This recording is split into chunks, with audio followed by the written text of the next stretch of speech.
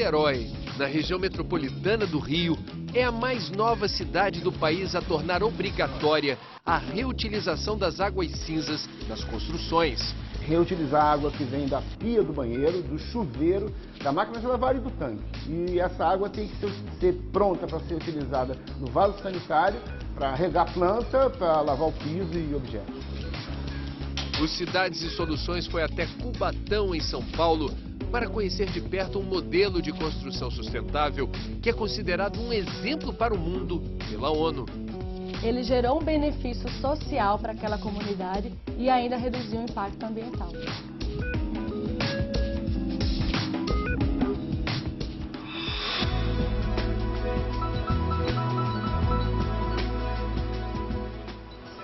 Reutilizar a água agora é lei em Niterói, na região metropolitana do Rio de Janeiro. A nova regra já está em vigor e estabelece que as águas cinzas devem ser coletadas, tratadas e reutilizadas. Secretário, o que diz a lei? Diz que prédios em Niterói, de agora para frente, públicos ou privados, que tenham mais de 500 metros quadrados, têm que reutilizar a água. Como? Tem que reutilizar a água que vem da pia do banheiro, do chuveiro, da máquina de lavar e do tanque. E essa água tem que ser pronta para ser utilizada no vaso sanitário, para regar planta, para lavar o piso e objetos. Qual é o benefício dessa lei? André, na verdade, além da economia de água que isso vai gerar ao longo do tempo, e Niterói tem déficit hídrico, Niterói não produz a sua própria água, além dessa economia de água, tem menos esgoto que é tratado também. Então é um benefício no bolso do contribuinte e para o meio ambiente em geral.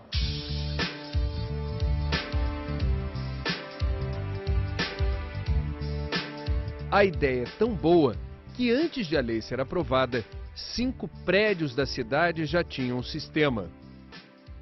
Nós vemos esse prédio de 17 andares e 84 apartamentos em Niterói para explicar como funciona esse sistema das águas cinzas. Relembrando, águas cinzas vêm do chuveiro, do lavatório, do tanque e da máquina de lavar. Normalmente, todas essas águas são misturadas na rede de esgoto. Aqui é segregado. Vamos mostrar então nesse... Não é uma cisterna, é um tanque de acumulação. Olha só as águas cinzas vindo de todos os apartamentos. A gente vai ver aqui, pegar uma amostragem dessa água ensaboada. Olhando assim, parece água de coco. Vamos explicar. Essa água está chegando aqui sem uso de energia. Sem uso, naturalmente, por gravidade. Como todo sistema de esgoto. Em que quantidade? Olha, a gente chega a acumular aqui aproximadamente de 35 a 40 mil litros de efluente, de esgoto. Por dia? Por dia, exatamente. Qual é o benefício de transformar isso em matéria-prima? O grande benefício é que esse condomínio vai poder usar essa água de reuso para fins não potáveis, né, em detrimento de compra dessa água da concessionária. Consequentemente, esse volume de 40, de 35 mil litros que eles não compram, ou você atende a outros prédios, outros apartamentos, outras residências que ainda não têm essa água, ou a gente deixa de retirar essa água do manancial. Numa cidade com 500 mil de habitantes que não é autossuficiente em água, perfeitamente, faz a diferença. Muita diferença. E eu acho também que é importante ressaltar, né, que esse esgoto que a gente está tratando aqui, esses 40 mil litros, também estão deixando de ir para uma estação de tratamento, estão deixando de sobrecarregar a estação de tratamento que está aqui do lado e está deixando também de ir para a Baía de Guanabara. Então essa contribuição é muito significativa. Para entender aqui o que acontece nessa primeira fase do tratamento, eu vou devolver aqui a água do copo, olha só. Nessa caixa, o que acontece exatamente? Nessa caixa acontece o processo de acumulação, porque há uma diferença do processo. Até aqui é esgoto, a partir daqui é um sistema hidráulico. Que produtos químicos são misturados aqui? Aqui é o cloro para desinfecção desse esgoto, desse efluente. O sulfato de alumínio para iniciar o processo de floculação. E basicamente isso. Eventualmente, ou aqui ou numa outra etapa entra a barrilha para uma correção de pH, mas basicamente é o cloro e o sulfato de alumínio. Quem manipula isso? São os funcionários do prédio? Essa situação de dosagem é automática. Os dosadores fazem isso automaticamente. A visita aqui ela é necessária numa eventual manutenção preventiva ou no entupimento que seja, mas é raro, ou seja, não se vem aqui com regularidade. Daqui dessa caixa, esse esgoto já tratado ou em primeira fase de tratamento segue por gravidade para outro lugar. Exatamente. Tudo por gravidade, sem em nenhum momento existir qualquer tipo de uso de energia. Uso de energia elétrica, exatamente. Podemos dar uma olhada? Vamos lá agora. Vamos lá.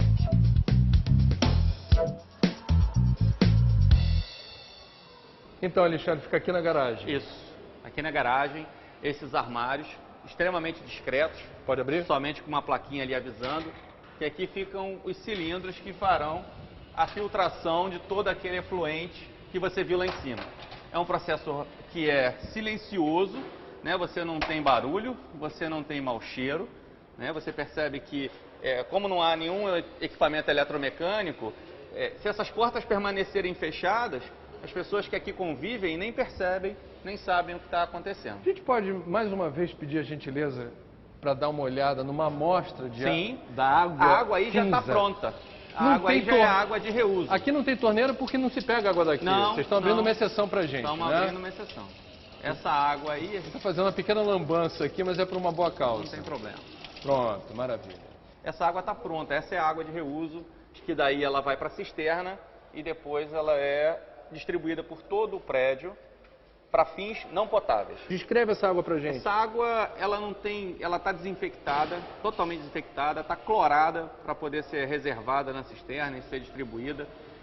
A gente acompanha o pH dela, faz qualquer correção se for necessário. É uma água que atende a todas as características da NBR. Norma brasileira. Que regulamenta todas os procedimentos técnicos, normas técnicas. Quanto custa?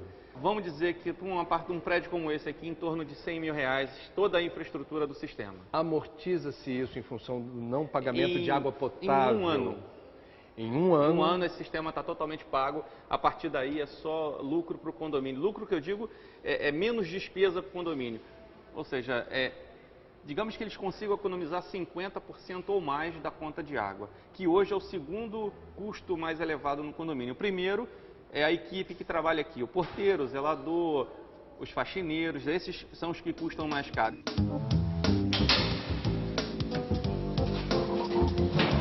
A água tratada vai para uma cisterna e daí segue para todos os vasos sanitários do prédio e para as áreas comuns do condomínio.